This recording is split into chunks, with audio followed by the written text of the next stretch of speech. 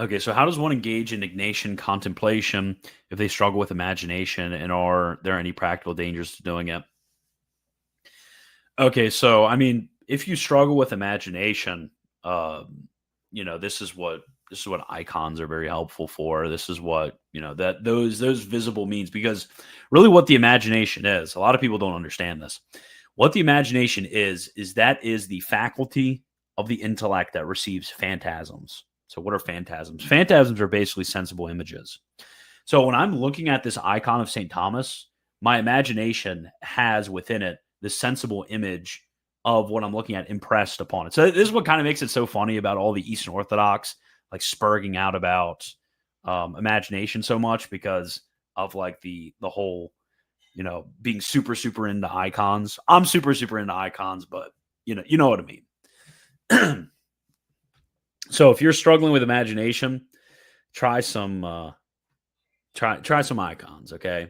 That might be very helpful, because that'll, to encounter something through visible means will strengthen, the connections with your imagination. And are there any practical dangers to doing it? Yes, there are a lot of practical dangers, which is why it is important to do it in a sober and moderate way. Understand what the purpose of the imagination is. It's actually a book that I printed that has a few of the good. Um, let me actually get this. Okay, let me get the link for you. It's called A Brief Guide to Mental Prayer According to the Mind of St. Ignatius. It has some good notes on the imagination in here. So let me just send it in the live chat. But yeah, so the purpose of the imagination right there is because all of our intellective knowledge begins in the senses. This is why we have images, This is why in order to, have an impetus to prayer, you might read a passage from the Gospels, right? All of what begins, what is in the intellect is going to begin in the senses. So really what the imagination is in the theology of prayer for St. Ignatius, imaginative prayer isn't sitting around imagining things all the time.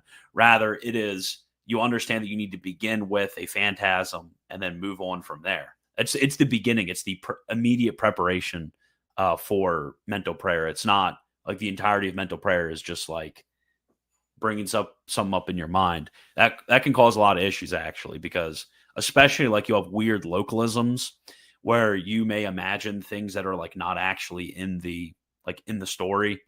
You're like, oh, what if, think about, this is like the way in which a lot of like contemporary Jesuits will do it. It's kind of weird. It's like, oh, imagine, in this gospel story that Jesus did this thing. And it's like, it's not in the gospel story, but it'd be really cool if he did, sort of thing. And those can lead to like unintended effects. That, and this is also to be remembered, the fact that when it comes to the higher degrees of the love of God, the higher degrees of prayer, this is going to be further and further and further detached from material conditions. And this isn't only, the appetites, not only the senses, it's also, a certain mortification of the faculty of the imagination as well. So you go beyond it, and you make sure you're not attached to it, because attachments can exist there as well. So I think that's everything that I have to say about that one in particular. Sorry if that was very scattered.